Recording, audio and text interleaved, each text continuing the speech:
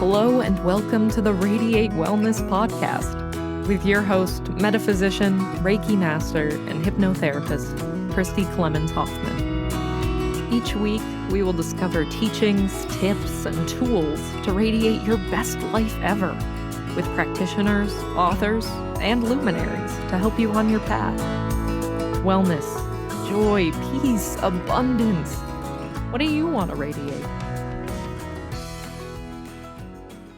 Hello and welcome back to the Radiate Wellness Podcast, where today we radiate divine language with Karen Goodson, my friend who does numerology. Hi, Karen. Thanks for joining me today.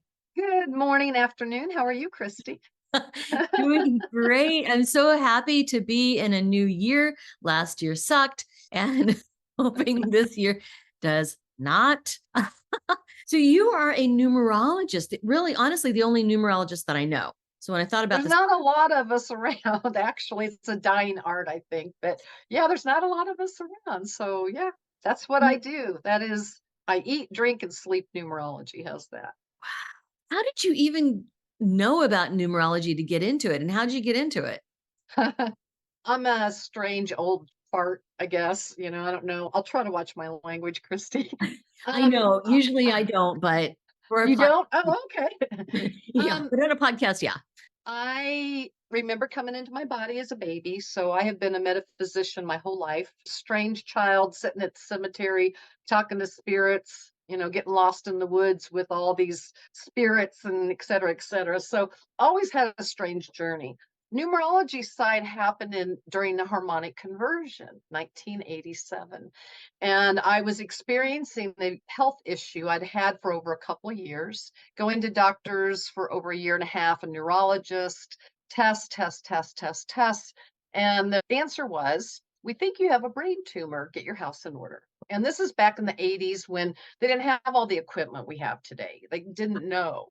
I started losing my memory. I was having migraines in bed for 5 days out of 7, had to hang on to stuff to walk, serious health issues. My children would stand in front of me and I'd go, wow, those are some cute kids. I wonder who they belong to.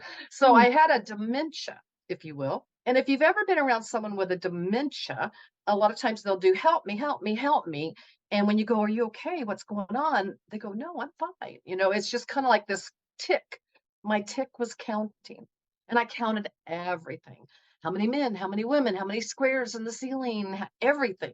So it was kind of like my saving grace. I kind of felt like if I could still count, there was still a part of me there. If I could still count, I could find my way back to who I was. In the process, Spirit and I had a long talk. And I said, please let me see my baby grow up, my child that I was told I never could have. And so I started getting messages from my guides in spirit on what to do to heal myself through what was going on in my body. Through the healing process, probably about almost a year after I had started on that journey with spirit, my best friend and I came over and I was studying. So I'm a self-teacher. I was studying Hebrew and trying to teach myself Hebrew so I could study the numbers and the Kabbalah, et cetera, et cetera. She goes, you have got to go to this place. I went to this Colorado Psychic Institute and I met this numerologist. Well, I was pretty adamant. I mean, I was in my 30s by then, hands crossed, I'm like, what do I need to learn from them? I mean, I'd been studying my whole life, everything you could think of metaphysically. I'm like, yeah. She's like, I'll pay for it. Come with me.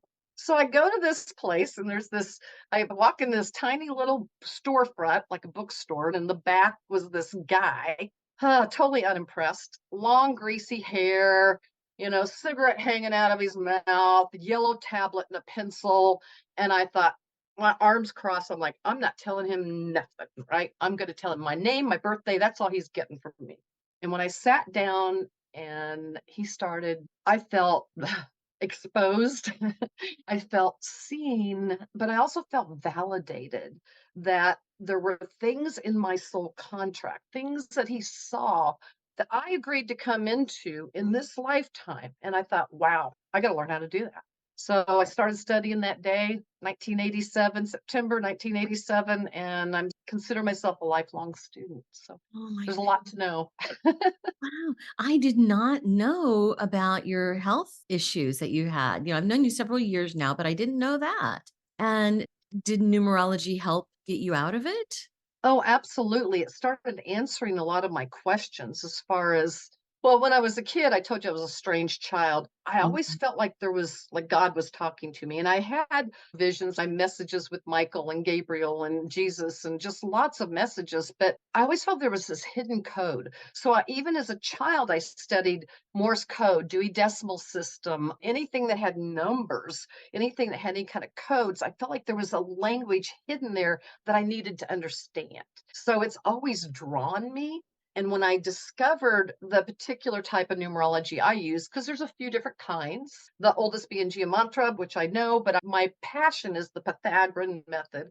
It resonated with me and it almost talks musically to me. So it's like I call it my mental Rubik's Cube because I take the letters and the numbers and there's a tone and it kind of guides me through someone's chart and information starts pouring in. So, yeah, that's how I do it. It's amazing. Well, there is such an order in numbers. Mathematics is its own, it's like a language, but then it does tie in with colors and music. It's really the divine language of everything. There's nothing that isn't numbers. Nothing that isn't numbers. And when I'm consulting with people, I look at, someone may say, is this a good address for me to move my business to? Well, it depends on the type of business you have. If you want a lot of people to come in, but your business address is a 7, which is sanctuary, go away, leave me alone. I want to be by myself in my cave. It's not a good number for you. So, is this a good day to get married? Is this a good phone number, your address, your cell phone number, your social, everything tells a little piece of who you are. And it's like a magnet of energy, a magnetic energy that draws to you. You walk around as this big magnet of energy with your numbers. And it's like some people like that music and some people don't, right? That's why some people resonate with you and some don't. Oh my gosh. No, I never would have thought of it that way. Now, things like the address of a business or the address of my house, right? I bought the house, I found a house that I loved, wanted to buy it. The price was right, but there was nothing I could do to change the number of the house. But there is.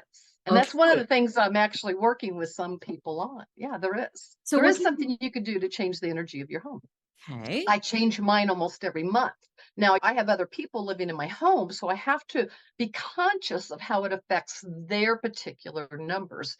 So, for example, I changed my house's sanctuary. My house is a 7 energy, but I'm working on my business. I'm working on my books. I'm working on a lot this year as we start in this year. So I changed the address to an 8 because an 8 energy is about goals achieved, success, and money coming in and recognition and all of those kinds of things. Now, it can get very exhausting for one of the people that lives in my house that wants some peace and calm. So periodically, I'll change it to a 1 for more ideas, more decisiveness, or a 6, which is about family, community, and being together as a family. So there's just different ways you can change the energy of your home. Yeah. So how can you change the number of your house? Well, I'm glad you asked. I know it's something I'm working on. I kind of did a beta test. So this is Karen's opinion only. All right. So, for example, without giving me your whole address, can you give me just the numbers on your address? Are you comfortable with that? Let me give you the numbers for my office. I can do that. Okay. So, the numbers of your office, they're on the building, right? Right. Okay. So, what are the numbers on the building? 8016. 88016. And then does your office itself have a number on it? 113. 113. Okay. So 8, 9, 10, 11, 12, 13, 14, 15, 6. So the building itself says we're all family here. We're connected. Okay. It's a connected kind of community. So the people that work together in that building kind of have similar modalities or they support each other. So it's not like there's some ambulance chasing person down the road and then here's this beautiful energy worker. Okay. They all kind of are cohesive in your building. Your particular office is a 5 energy that says, I want a lot of people coming in. It's a lot of communication, a lot of change. There's a lot of people coming through the door. Does that make sense? Oh, yes, it does. Okay. So if the 8016, if the 6, which is about family, was on your home, And let's say you're a single lady and you want to have more, let's say, interaction with the opposite sex. Okay. Gentlemen colors. If you want to have more gentleman colors, you would want to change that 6 to a 5. How do you do that? Yeah. How do you do that? It's all about adding. It's all adding, adding, adding. 6 plus 8 is 14. 1 plus 4 is 5. So on the 8, okay, on the 8 on the address, the Uh-huh. furthest part to the left, you would add a real tiny little 8. Mailman doesn't even have to see it. It energetically changes the math of the numbers and draws. So, like if someone has the 1, you know how the 1 has this little loop and then down at the furthest point out, you would put your little number to change that energy. That would change it to a lot of social activities. Let's just put it that way. Very 5 is very sensual number. That If is you want, so awesome because I have 5s in my address. ah, Yeah. well, add them up, reduce. So that's all you do is you add, reduce, and you see what the numbers are of your home, and then see what do you want. 1 is very independent. So if you have, let's say you have a couple living together as in a one home, they're both very independent. So there's not a lot there. It's like maybe both working from home, or one's working from home, the other's a workaholic outside. They'll see each other, but not a whole lot. So they both kind of live separate lives under one roof. If you have a 2 home, it's a very sensitive home, but it does encourage relationship. It does encourage communication in relationship. Now that's fine and dandy, but it depends on the energy of the person living in that 2 home. Okay. If you've got a very strong go, go, go, go getter person, or a person that needs a lot of alone time, and then now they're in this very sensitive house and the person there is feeling the energy of that sensitivity, it can cause problems. So that's why I said kind of depends on the energy of each individual living under the roof of that magnetic energy it's pulling in. 3 homes are about fun, marketing, joy, entertaining. You want to network. A 4 home is really about work, work, work. You want to save money. You want to have your nose to the grindstone. A lot of people that work from home, it's a very practical, pragmatic kind of energy. So each of the numbers have a different thing. 9 homes. I have a lot of friends. You and I have 2 mutual friends who seem to be very active in fairs who live Yeah. in a 9 home. Mhm. Now, 9 homes are great because 9 is a sanctuary. It is that humanitarian energy. The challenge in a 9 home is it's hard to make quick decisions. You have to Yeah. process and think about things, and sometimes have to get outside of the home to meet and address quicker issues because it causes a slowing down kind of process. Does that make sense? It does. It does. Well, and knowing our mutual friends, it does make sense. Yeah. But, I want to go back to what you said about adding a little number on the address. Do you do this on the outside of your house? Do you do it when you're Yes. writing? Okay, you do it on the outside of your house. On the outside of your house. So, for example, most houses have, like my house, you've got walk up to the door, there's a mailbox to the right of the door, and the numbers are above the mailbox. So, my first number of my house is a 4. Okay. So, the furthest out point to the left, when I'm looking at it, I put my little number, and then I go and I'll erase it and I'll change it. I use a Sharpie, and then I'll use fingernail polish remover, take it off, and put a different number on there. So I change it regularly to work with the energy that I'm needing that particular month. If I need quiet and peace, I just take all the numbers off because my house already is sanctuary. It basically says, go away. I don't want any visitors just popping in. I'm in my sanctuary, meditating, praying, processing. And so that 7 energy keeps the busyness down. If you have a 2 house, man, people are stopping by all the time. So, yeah, my house does have 5s in it, but it sounds like the number that really counts is how you add them together. Is that correct? Yeah. Don't tell me your address, but just add all the numbers in your address together. Tell me what, and add and reduce. So if you add it and you get like 23, you're going to add the 2 to the 3. So you add, Right. reduce till you get one number. Add that up and tell me what you get. That's 7. What's So the you have sanctuary? sanctuary. Yeah. You have sanctuary, which basically says you don't like people just dropping into your house. It is your sanctuary. It's where you work from. You want to keep a certain kind of energy there. Again, if you wanted to change that to a more active kind of social home, I would recommend changing the number. And again, you can always change it back. That's the cool thing. Let's change it back. Exactly. No, this is mind blowing. I never knew we could do that. That's You can do very, a lot with numbers. oh my, how does numerology work? How do these little glyphs on a piece of paper determine the energy? Ooh, I'll try not to go too far down that rabbit hole because I'm going to just put a little blurb out there. If anyone is ever interested in learning more, Greg Braden actually, wrote a book called The God Code, and he was on YouTube. I actually deep dived that down that rabbit hole with George Norrie and Greg Braden. He discovered a book that was one of the most ancient books that was written. He said it's almost like you're watching God write the book of how to build a human. Okay. He started looking at Sanskrit, ancient Hebrew, before they took the sacred word God out of the text of Hebrew. Sanskrit, Aramaic, there is a correlation between the sacred letters, and each of them represents a number. Now, they're not the Pythagorean 1 through 9, but each of them represent a number. And when you do the math, when he did the math on them, it literally, he analyzed DNA, our human DNA, and the numbers related to like carbon, nitrogen, all of those things relate to numbers, right? And it literally says, that's why I said it says God eternal within the body. It is written in our body. There's nothing that's not numbers. We're encoded, we resonate. I call it our radio wave and how we're written. So, when I'm looking at someone's chart, simplistically, I look at your full date of birth and your full name at birth. And then if you have what I call an overlay, a changed name, but it starts building your radio wave. It starts building the layers that we see in identifying all those codes that are out there for anybody to look at.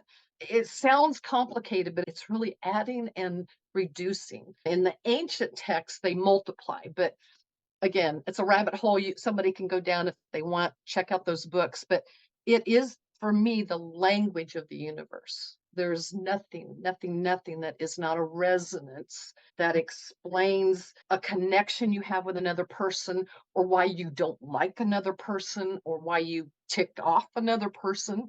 Okay. It is about the energy and the resonance of your numbers. Mm.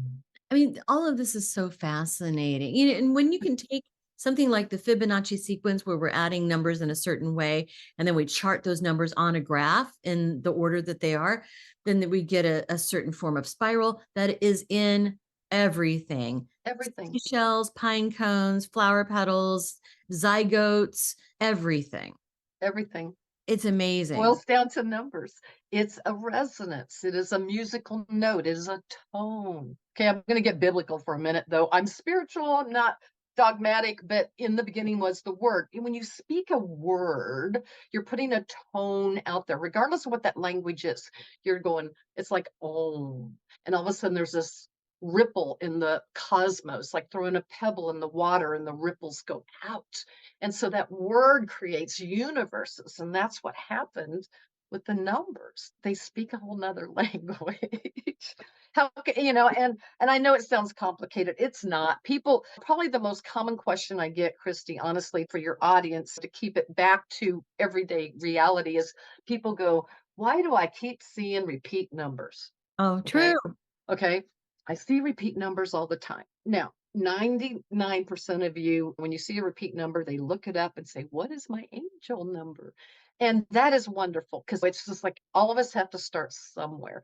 And the angel numbers are beautiful and they resonate. That being said, numbers are neutral. Okay.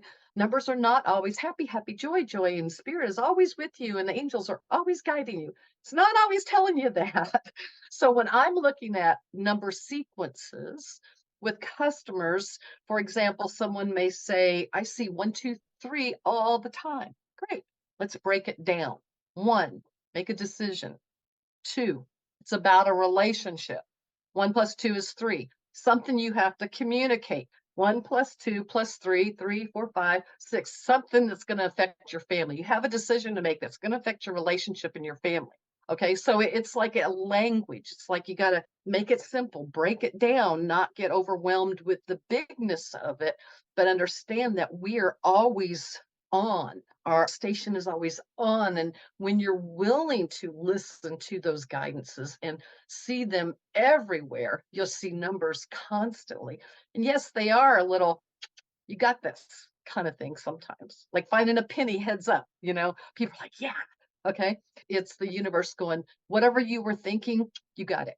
So remember what it is you were thinking when you saw those numbers is probably the biggest key. Yeah. Yeah. Because people see these numbers all the time. And then people Yeah. have their own numbers that they see, and our guides, our spirits need to get us messages. And I mean, they speak a very different language than we do. So numbers, I can imagine, would be a fairly easy thing for them to arrange. Exactly.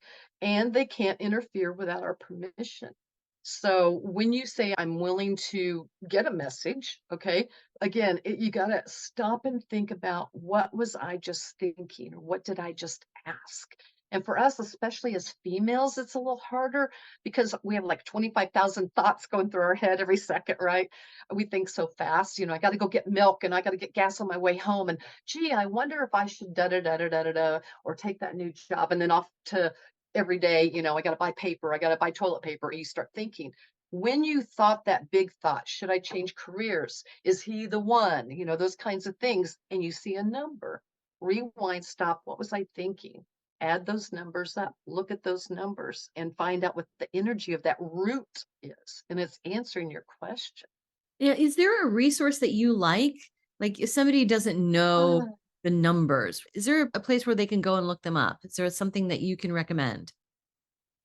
I don't want to take too much of your time, but I would like to ask you a few simple favors. First of all, please rate, review, and share this podcast wherever you're listening. It sounds like a simple little thing, and it is, but it has a huge impact for us because it helps other people find us in the podcasting algorithms. I don't know how it works, but I do know that it helps a lot.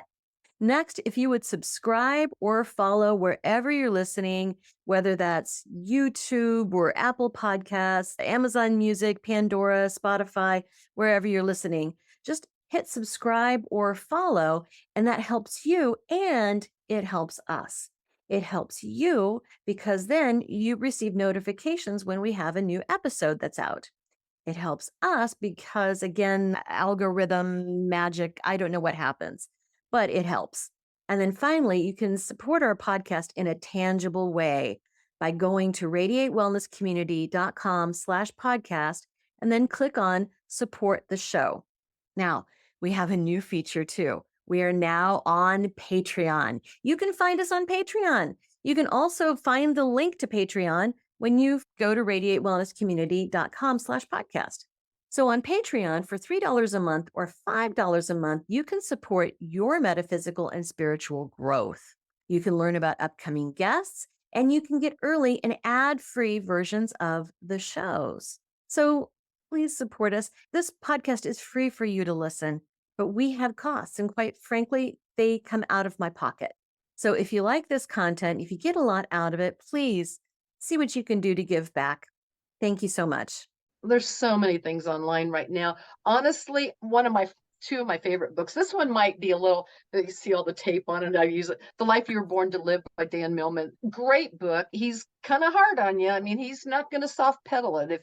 If you got lessons to learn, you got lessons to learn. It's almost an offensive title. One of the best books for beginners by these two ladies. I don't know if you can see their names. Kay Lagerquist and Lisa Leonard. I like this one for the simplicity. And those who are only listening on audio, that is the complete idiot's guide to numerology. Correct. And it's easy to understand. It's spiritual. So they do go deep. There's some things in there that, in my experience, I don't necessarily agree with, but overall, 99.9%, I just love the book as a very good starting place, simplicity to try to look up your own numbers or your kids' numbers, your family's numbers, things like that. And then they can read my books when they come out. So you're working on a book on numerology. Couple books. I'm working on a fun book. Let's call it a sarcastic fun book because I give characterization to each of the numbers. So, for example, I call 4s Eeyore. I think I lost my tail, because they're very pragmatic. They see what doesn't work before they see what does work. I call fives Doug, like the cartoon Up, because it's like squirrel. Okay. They get distracted real easy. And it's taming your dragon, because there's certain combinations of numbers, 1 and an 8, for example, in a chart. I call it dragon energy. I'm a dragon, so I know this energy very well. So that's a fun little book I'm writing. The other book that I did start on, I've started writing, I haven't started typing, is Parenting by the Numbers, because each number parents differently. And so, for example, if your birth path is a 7 and you have a 2 child, 2 children, or twos in general, are very sensitive, but a 7 parent needs to be very cognizant that their 2 child needs a lot of reassurance. They are the helpers. They are the ones that want to, look, mommy, what I did. Can I help you? I want to do that. Can I help you? Can I help you? If their child's a 1, they're very independent. Let them do things on their own. So there's just some differences in parenting. If a 1 child has a 6 helicopter mom, okay, the 1 child is going to be very frustrated because they are very independent. They have to touch the stove. They have to try it themselves. Okay. They have to walk their journey.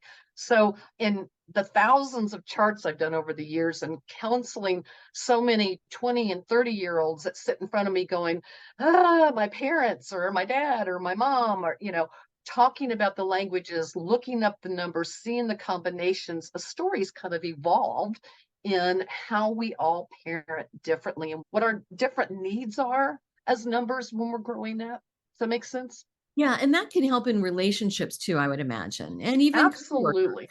Yeah. Yeah. I do a lot of compatibility stuff. Right. Because you got to know if your partner is an independent person, that's very useful information. Or if they are very security oriented, or if they're very work oriented, those are good things to know.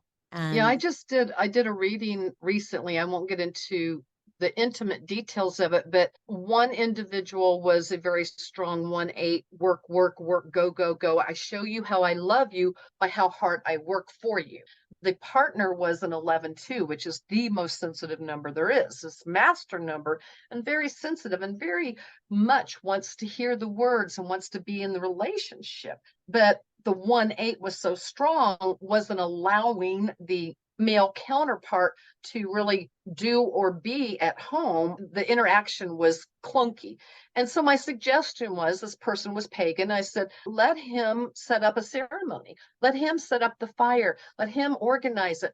He's a master number, a spiritual messenger. Let him shine. You shine all the time. Your light's so bright that he doesn't know how to be standing in that big power. So we have those kinds of conversations to bring more balance into those communications. yeah, I love that.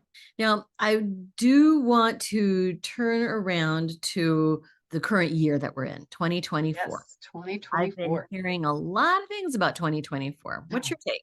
Well, the first thing you're going to hear is that 8 is about karma. Think of the 8 as the infinity sign standing on its end, right? So it's about what it's going to bring in. And in numerology, we consider the 8 reaping the benefits or consequences of what you put out the last 8 or 9 years. So when an 8 universal year, okay, when I say universal year, it's 2024 adds to an 8. No matter what your particular birth path is, you are going to be influenced by this karmic big energy. So do you want me to go through the 1 through 9 or? Let's do that. Yeah. All right. So if someone is in a 1 personal year, and how you get to that just briefly is you add your month of birth, your day of birth, to the year you've had your last birthday. Most of us haven't had a birthday yet. So for example, I'm March. So I'd add March 23rd to 2023, okay, to get my current personal year. And it won't change until my next birthday. In numerology, our personal year goes birthday to birthday, not January to December. So you take someone who's in a 1 personal year. 1 years are about new beginnings, action, putting your ideas into play. Now you add this big 8 karmic energy over it. You got that dragon energy, the 1/8 combination. And those added together is also a 9. So there's things that a 1 personal year person has to wrap up and let go of before they can step into the power the eight's bringing, the recognition, the goals, the money. There's other things that they have to let go of before they could step into that.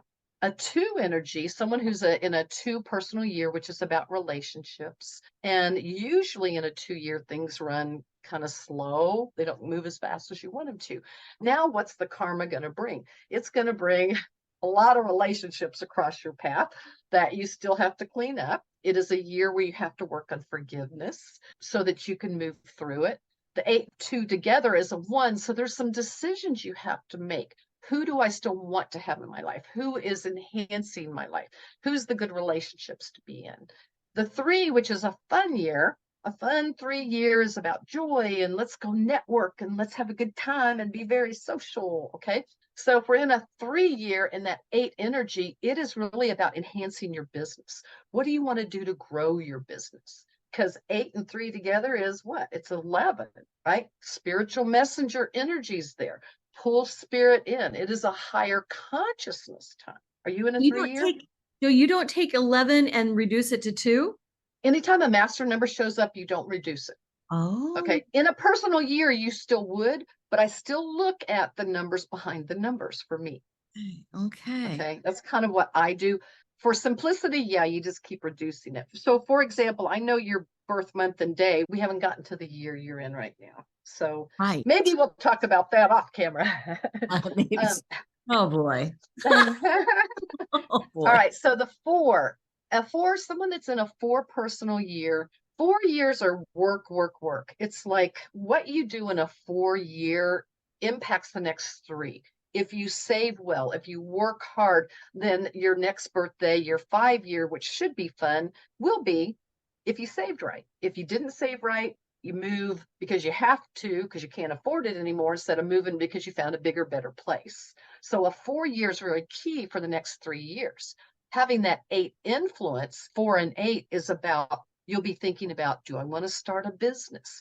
How do I want to grow what I'm doing in my career? Do I want to get a promotion? So it's that kind of energy that's coming in. And it's going to be about networking, which I have kind of a hard time networking, but that influence of the 8 and 4 together is going to be saying, reach out to other people. There's some other people that you need to meet to help you grow your business. A 5 year, you can be a lot of fun if you saved well in your 4 year, right? And 5 years about change, changing your job, changing where you live, changing your relationship, traveling, having fun. Again, if you saved well in a 4 year, you're going to have a really good time. If you didn't, you're going to change jobs because they close. You're going to move because you can't afford it. You can't go to Disneyland, so it's that kind of an impact. Well, 8, 9, 10, 11, 12, 13, 4. So the 2 together really tells that fun, free, spirited year. Have fun, but don't overspend. Do watch your money because it has a 4 influence, which is about security. Let's see, 8, 4, 5, 6. So a 6 year is about beauty. A 6 year, depending on your other numbers, can be a very lucky number, but it is about family needing more of your time. It is a year where you're called into service to help. Take care of grandma. Maybe a neighbor's car broke down. You got to take them to the doctors. It's that kind of an energy. The 8 karma, though, says together 8, 6, 14, 5. You're going to have a good time. Even though you're being in service, maybe you're volunteering someplace you never volunteered before and you're having a blast doing it and you're meeting people. So it's that very service oriented and receiving back from all you've given in the past. A 7 year is what I call in the cave. In our epicycle, in the 9 year block of time, the universe goes, okay, Christy, your 6 year, you were really busy taking care of people. And your 8 year coming up is going to be all about goals and work and workaholic. So I'm going to give you a year off. I'm going to give you a year where I want you to focus on you spiritually, mentally. I want you to slow down. I want you to rest. I want you just to kind of take it easy a little bit and take a class. And it's so important in a 7 year. If you do not, then 3, 6, 9, by 9 months after your birthday, cosmic 2x4 can knock you in the booty, put you in bed and go, okay, got time to watch that movie now? Got time to read that book now? So the universe will make it happen. Now, when we add that 8 influence, okay, so 15-6, it's saying rest, go within, but there's some family elements there, some beauty elements. Perhaps you need to beautify your office or your home. Do you need it to be the right energy? Maybe you need to add flowers, change the color. Your environment needs to be beautified. Sanctuary needs to be beautified with that 8 energy influence. 8, I do have some clients that are having an 8 personal year with the big universal 8 influence, and they are going to be so busy. Just ask your partner for forgiveness. They're not going to see you a whole lot. You're going to be working, working, working. You're going to get that promotion. You're going to be traveling. You're going to start your business. You're going to probably have all these things going on because an 8 year, if you put the work in, okay, and especially if you're a business owner, but if you've put the work in and you're reaping the benefits karmatically, you're going to receive promotion, raise, more money, success. If you have not put the money in, the time in for your business, then 8 and 8, 16, 7, it brings a karmatic 16 big karmatic influence that says you're going to be more indifferent. You're going to take a step back. You're going to go within and you're going to go, I can start this business. So if you put the work in, the karma is good. If you haven't put the work in and you're an 8 in an 8 year, it can be a rougher year, honestly. Let's talk about a 9 year. Yeah. A 9 year is not 12 months long. A 9 year reaches its little fingers into our 8 year, about 3 months. So a 9 year is about 15 to 16 months long. And so even without the 2024 influence, what happens when you personally are in an 8 year, 9 months, sometimes 6 months, 6 to 9 months after your birthday in an 8 year, you feel uncomfortable in your skin. It's kind of like you go, I love the people I'm working with. I love what I do. I love my job. I make good money, but I think I'm done. It's a sense of endings. It's a sense of closure. And that's what that 9 influence is. 9's about endings, letting go, release people, places, things that no longer serve your highest good. So it is this feeling that you need to clean out your closets, downsize, finish projects. And it's that kind of a big energy. Now, that being in a karmic 8 year, 8 and 8, 16, 17, 8. So, it's like a triple 8. It is basically saying, let go of those things that are blocking you from your good, because your next birthday is going to bring new beginnings. You want to finish loose ends. Don't take anything old or unfinished into your 1 year of new beginnings, because it's going to be hanging around and you're going to be tripping over it for another 9 years. Yet the 9 year influence in this big 2024 energy we have says, wrap it up. If you have a relationship you're questioning, maybe it's time to let it go. If it's meant to be, it'll come back to you. If it's a job that you're miserable at, maybe it's time to step away. It's looking at those energies. It is that huge for a 9, that 8 influence for you. What do you want to let go of and wrap up? Because there's things blocking you from your biggest, greatest good that'll be coming at your next birthday. So it sounds like the personal year really is very different from the collective year. Like 2024 collectively is this 8 year. But we can have our individual number years as well. Correct. The 2024 is like an umbrella energy that influences every single person on this planet. And then our personal year is ours individually. But together they have an influence. Right. So, it's very much like astrology in that way. Yeah. That there can be a kind of a global report. I do this every month with Mary Jane Stodeman, our astrologer. Every month, this is like the astrology for everybody. Your astrology is going to be different. Right? Yes, exactly. Numerology is a sister to astrology. You can't do astrology or tarot without numbers. Matter of fact, when I look at an astrology chart, I look at the numbers. I'm looking at, what number is that house? How many degrees of Venus? Is it 16 degrees in Venus? Oh my, that's a karmic debt. And I start going down the numbers rabbit hole and look at the degrees there, because you can't do astrology without numbers. I can see where you could get lost and in the weeds with all of the numbers. Yeah. That's why I said I go down my rabbit hole sometimes. Oh my gosh. So collectively, we're all going through like mass karma. Is that what's going on? Collectively, we're reaping what we have put out for the last 8 to 9 years.